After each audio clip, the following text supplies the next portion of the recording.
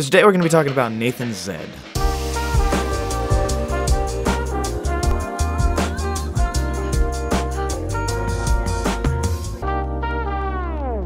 For a little bit of background, Nathan Zed, aka The Third Pew, originally was a YouTuber that started back in 2011. Nathan was had a progression of different styles throughout the years, and he kind of honed in on one after a while, but we'll get to that. He's gotten multiple breaks throughout his YouTube career that have pushed him more and more into the spotlight that he has today. The first time that he had a break was when he did YouTube Sings Call Me Maybe. He was one of those compilation guys that like took a bunch of different YouTubers saying different words and putting it together so that they sing the song.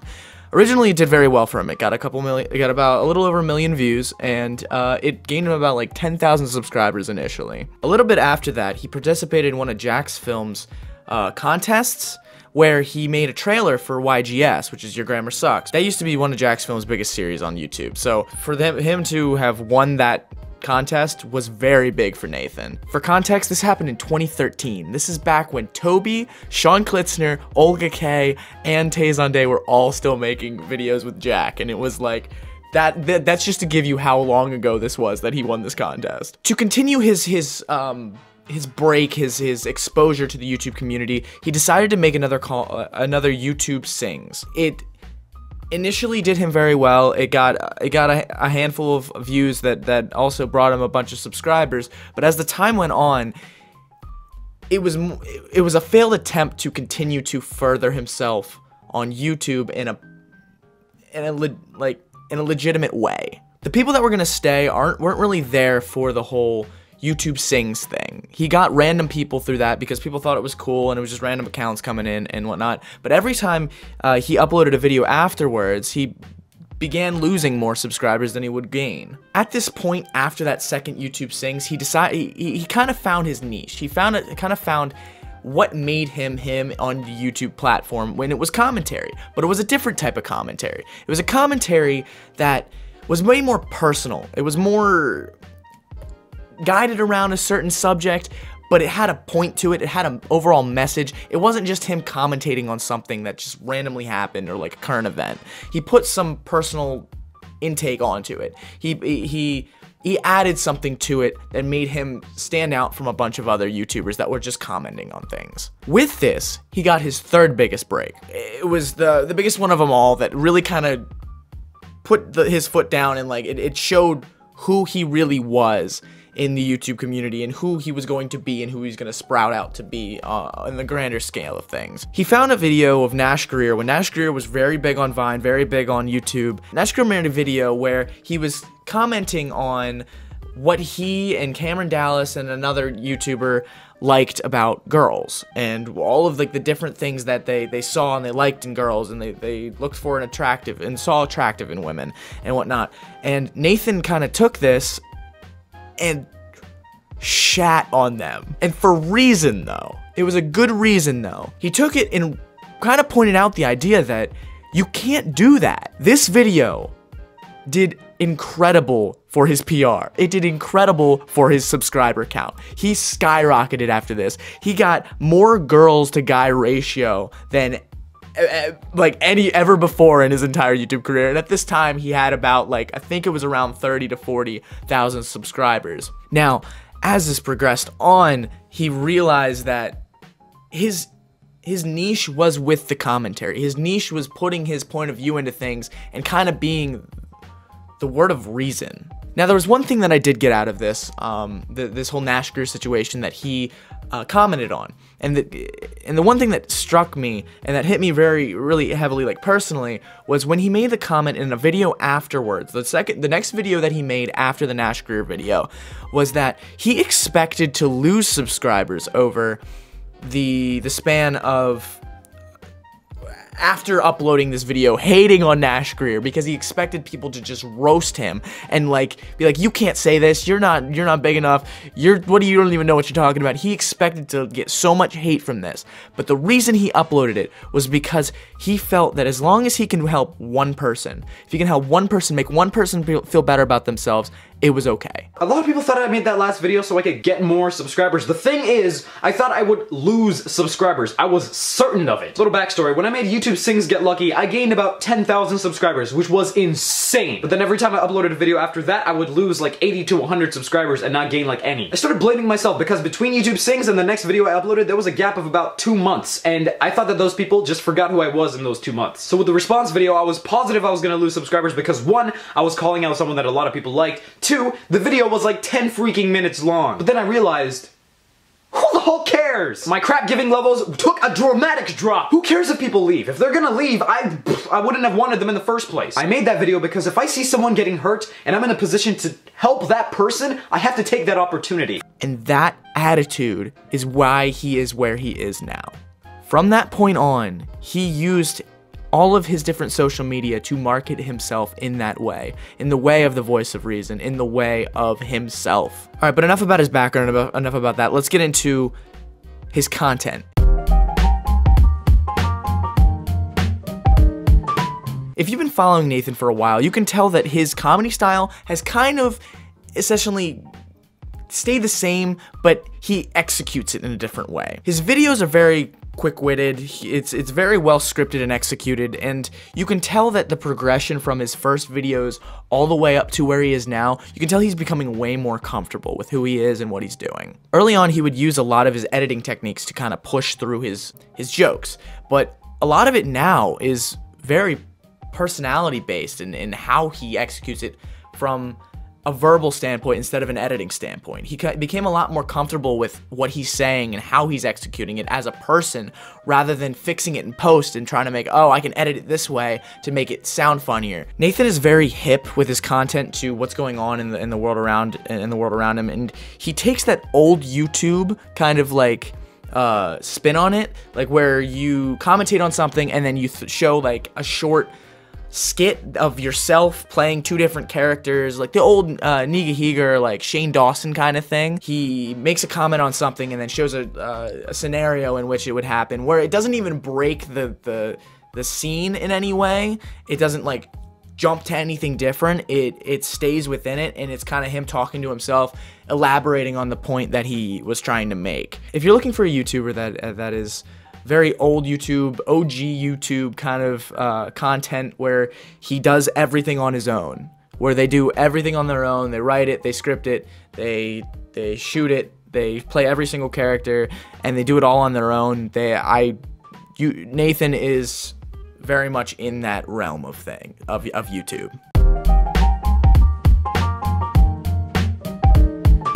Talking about his personality, Nathan has very much evolved since his first few videos, as anybody would, but you can tell that he has become very, very confident. And I said this earlier, is he's very confident in who he is, and he's become a very confident human being ever since going off to college. Actually, he left high school. He has a vlog of his last day of high school where he's a very awkward, just like normal dork in high school. Like, he's like the YouTube dork. Like, well, I'm not making fun of him in any way. Like, I'm the same way. You can tell he progressed, and you can tell he became very comfortable with who he is, and you can see that in his videos because he went through a very tough spot where he was not necessarily happy with where he was and who he was as a person. And through that progression, he ended up being a very confident man and a very confident college hit him hard. We'll put it that way. College hit him very hard in a very good way. He's definitely become more confident. I can say this because of how he talks in front of the camera. It's not as very, very fast comments and very, very quick jump edits and stuff like that. He relies on himself, and he relies on his own personality to drive a video, and he is very trusting in his own personality to push a video forward, to push his content in the way that he wants it to go. Since his time marketing himself and upping himself, I think that one of the bigger things that really helped him out was this Good Enough campaign that he's been doing, the Good Enough clothing brand, and right now he's releasing albums through it too, and it did him so well, and it was so successful for him. I think it made him a lot more comfortable as a human being just in general. I think it made him very happy, made him very understanding of where he is and where he stands, and very comfortable, and he's not stressed out about anything. The boy probably makes a lot of money right now off of that. I'm not gonna lie. And that's just me speculating off of friends of mine that also have a clothing company.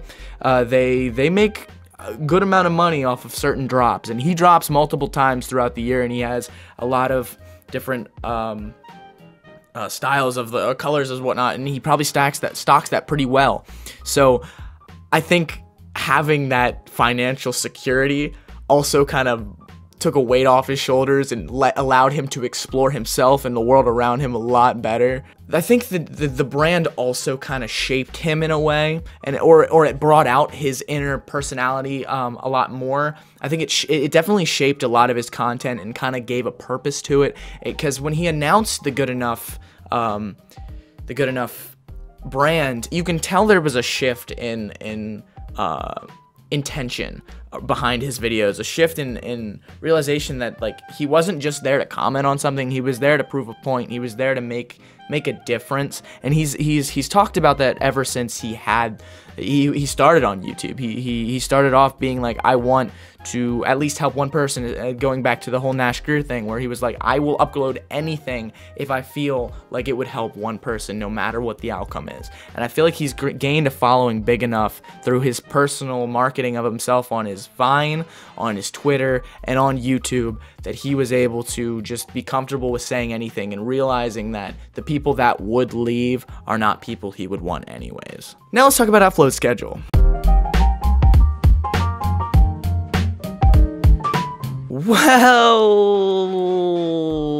let's just say he's not the most consistent, but if you're not a person that really worries about a personality on YouTube for how much they upload on YouTube, if you're more worried about just them interacting with people, you will love Nathan. Nathan is a great person when it comes to Twitter, and when he had his Vine and seeing that Vine 2's probably looking to come out with, like, it being like V2, and like the co-creator of it is sharing this stuff, there's a possibility that you'll see a lot more of Nathan in videos and stuff like that on this new platform of Vine. But if you aren't worried about his YouTube upload, his Twitter is always going, and he has created something for himself. He has gotten in contact with so many people and has befriended so many people, like Chance the Rapper and Lin-Manuel Miranda, that, like, they're all supporting him and conversing with him. And I think Khaled was a big person as well.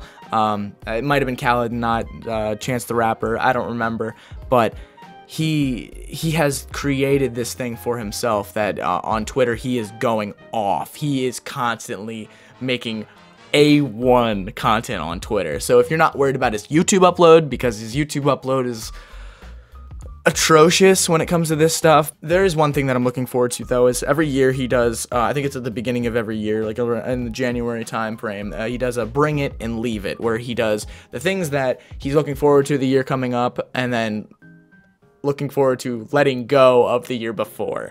They're always entertaining, they're always very meta, they're always very understanding of the time and the people around him and the content that's going on around YouTube, around social media, around the world. That's one thing you can look forward to him, because he's been doing it for the last 2 years, so I'm assuming he's gonna try to keep it going, because it's a good series he's been doing. It's a good nice little, it's January, ad revenue's kind of done, I'm just gonna make a video because I actually have something to talk about and I'm home for winter break, that kind of thing.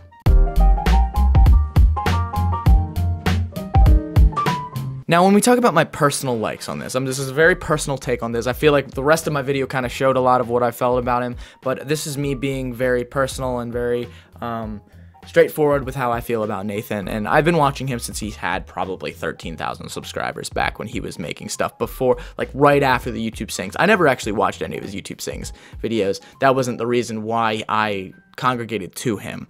Now, I feel that Nathan is a very inspirational human being, especially being the same age as him. I am the same age as Nathan, and seeing him blow up the way he does and hold himself the way he does, it's very inspirational to me. And seeing that he is creating this huge wave and this new clothing line that changes so many people's lives and inspires people, it's so cool to see that somebody that is in my same shoes, basically, can create something like this, that can move people in a way that it's incredible. It's incredible to see, and he's so relatable too. And I hate to say that because everybody's like, oh, the typical vlogger is so relatable. Let's talk about some relatable content. But he's not like that. He's relatable in the way that he's real, and he's not gonna fake himself. Originally, when he was making his videos back in before he started his clothing line and he started doing all this stuff, you could tell he was fabricating, he was writing his scripts, he was doing stuff like that to kind of convey a message, to kind of push things that may not necessarily be wholeheartedly 100% himself, to just like talking wise and whatnot. But as he's progressed on, he's become very relatable in the fact that he is who he is. And I mean, I'm 20 as well, and I feel the same in a lot of the same way. I feel the same way in a lot of the ways that he does too. Another big thing that I really love about Nathan is, again, going back to the Twitter thing, is his dedication to his fans and his communication with his fans is incredible. It might not necessarily be on YouTube, but he is on Snapchat, he is on Twitter, going off and just constantly creating things, constantly conversing, constantly talking, constantly connecting with his fans. It's like he's friends with every single one of them. I see his Snapchat stories where when he drops a new clothing line, or he's about to, he has pictures of fans that are wearing this clothing, just sending to him, and he promotes it, and he's like, hey man, this is great. And he is so involved with the people that are, like, support him, that he's essentially just giving back consistently to everybody. And if you jump on the Nathan Zed train, you are going to be very, very happy with how he responds to a lot of things, and how he may even respond to you. It's awful when a social media person gets too big for his fans, and I think Nathan tries his best, especially in this time that he's in college and taking classes and stuff like that, and running a company and doing all this stuff on social media and consistently going. I think he's trying his hardest to be the best example of a social media star, of a public personality that he can be, and he's creating this. He's not following anybody, and he's being who he wants to be.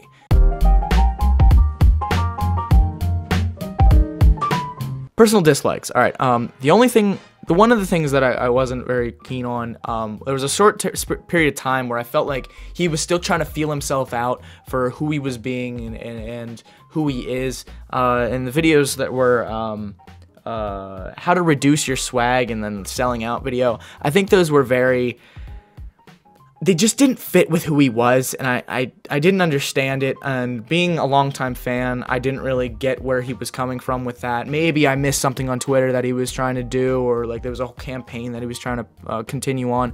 But in the grander scheme of things, I didn't really realize where that fit in with everything. So that was just like a little small period of time. The other thing that I don't like is, dude, I wish you would upload more. That's the extent of it. That's all. That's the only real complaint I have with you on a constant basis. I wish you would upload more, because I love watching your videos. I feel an attachment to your videos. I feel an attachment to you. I feel like I'm beating you off this entire video, but it's because it's for good reason. I would be very aggressive against you if I could, but I have no reason to be. The only thing I would say is upload more, in my opinion. That's the only thing I have against you. And then that small period of time where you did the sellout and then the how to reduce your swag, it's just like, it was kind of a curveball, and I just didn't know where it was coming from. And I think, I don't know if I speak for everybody, but it was just a weird time where I watched the videos and I was just like, okay, this isn't who Nathan has portrayed himself to be, which I can't fault you, because you're just exploring your creativity, but it just didn't seem like you.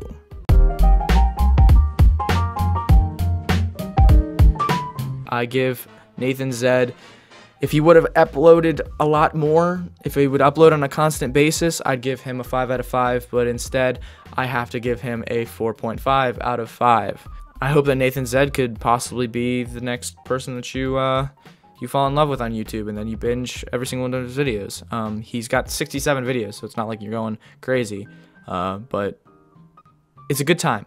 thank you guys for watching. If you haven't, give this video a like. If you want to, if you're feeling it, hit that subscribe button, because I'll be uploading some more reviews in the coming weeks as time goes on. I got about 12 weeks lined up of different YouTube channels that I'm going to be reviewing, and they're not big ones. They're not. All of them are under 1 million subscribers, so I'm hitting the people that aren't necessarily already out in the limelight. So if you liked, thank you for watching. Hit that like button, subscribe, and I'll see you again next week.